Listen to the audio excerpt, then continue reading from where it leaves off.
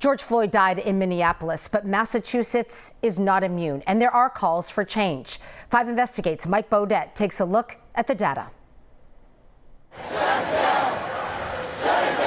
The death of George Floyd resonated across the country all the way to Massachusetts. Thousands of demonstrators are continuing to demand their voices be heard. They want systemic racial injustice confronted and bold steps taken to finally put it to an end. We have had enough! Violence and looting in Boston marred the first weekend of protests in June, but the ongoing demonstrations are mostly peaceful, like this one, where Boston police officers took a knee as a sign of solidarity with the crowd. And the movement has momentum.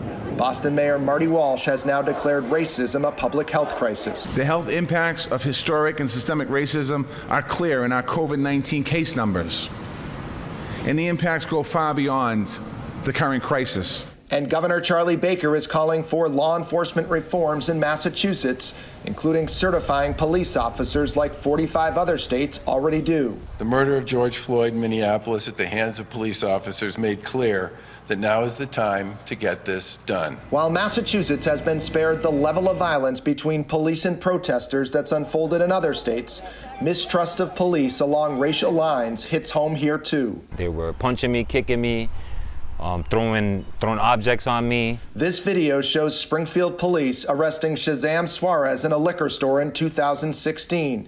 Police charged Suarez with multiple offenses, including intent to distribute drugs and assault and battery on police officers.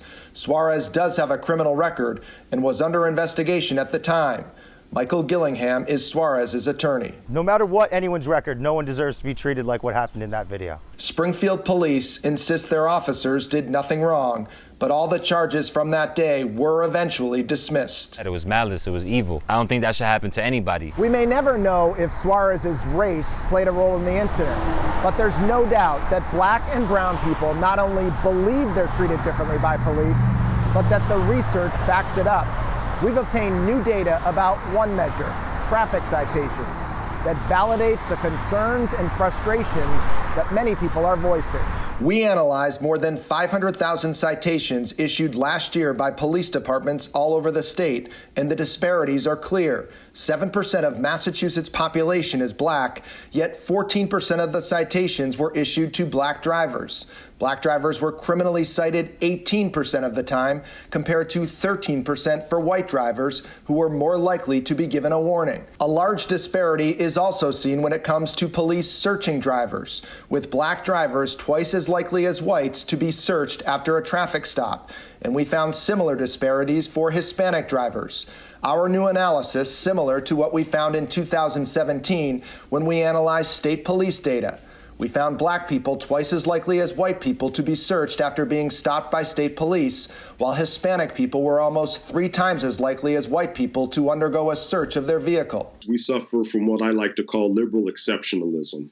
We think because we here in Massachusetts were one of the first abolition states and one of the first states to have same-sex marriage that we don't have the problems with race and racism or even problems with policing. Rahsaan Hall is director of the Racial Justice Program at the American Civil Liberties Union of Massachusetts.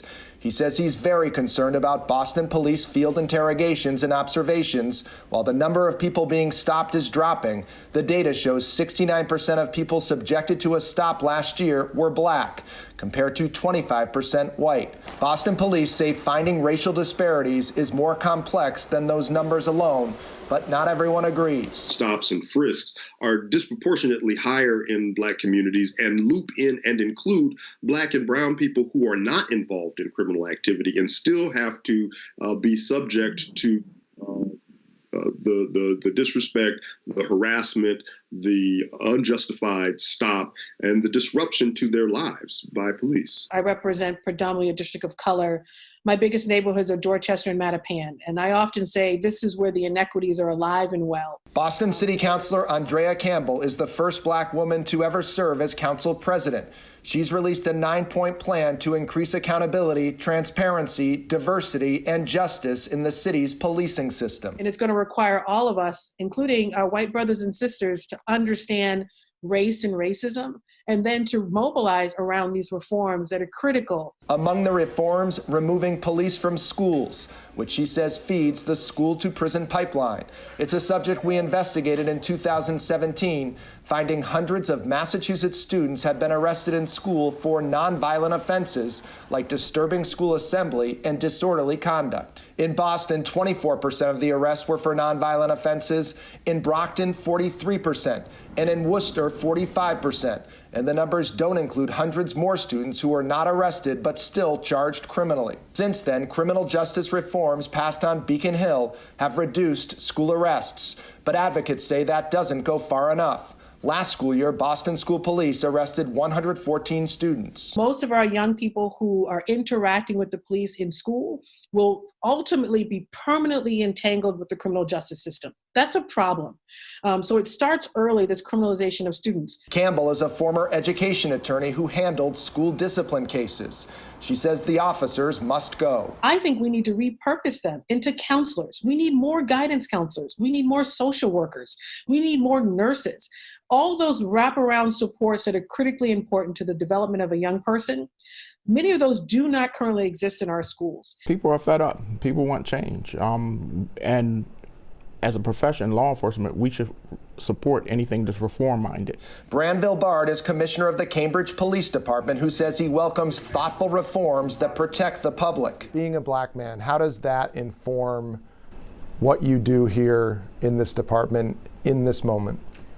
Well, I'll be naive to think that it doesn't have some impact on and shape my worldviews. I think I kind of know that it does. You know, I think that there have been times when I've been targeted and stopped for, no reason. Bard wrote his doctoral dissertation about racial profiling. We know, all of the data is clear that at every key decision-making point in the criminal justice system, minorities are disparately impacted.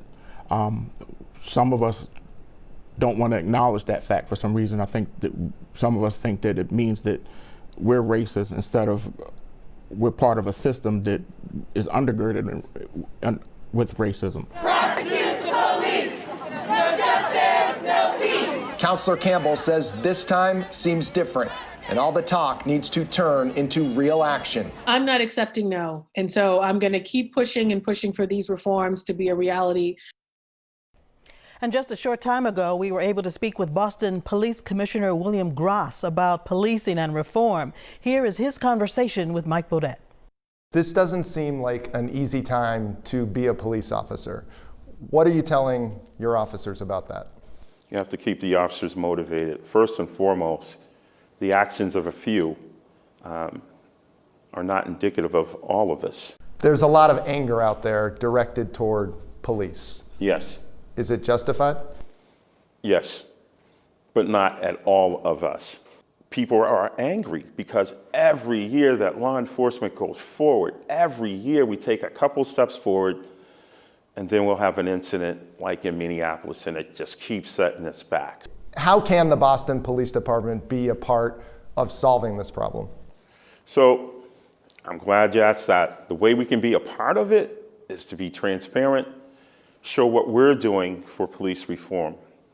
So I'm happy that Mayor Walsh has announced a panel of 9 that will review our policies, our rules, and our regs. I want to ask you about the FIO data for Boston. How do you explain those racial disparities in the FIO data?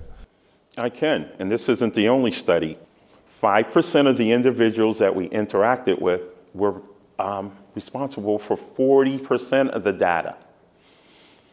And another 20% were just observations and 8% disparities that you can't contribute to racial bias. That data to you does not indicate this department has a problem targeting brown and black people? No. Defunding the police, yes or no? That's more than a yes and a no, you know that, my brother. The funding police, as long as funds go into the services that will help the community and the police work together in partnership, great. The mayor is proposing a $12 million cut. Do you agree with that number? The mayor is the mayor. If those numbers will help the city and the police, then we have to restructure. Do you think Boston still deserves to be called a racist city? People still think there's racism. It's not as overt. Some people say, hey, it's worse when it's hidden because you really don't know who's who, but I don't think it's as bad as it was in the past. I would just say this is our city. Let's all of us work together on the ground. Let's go.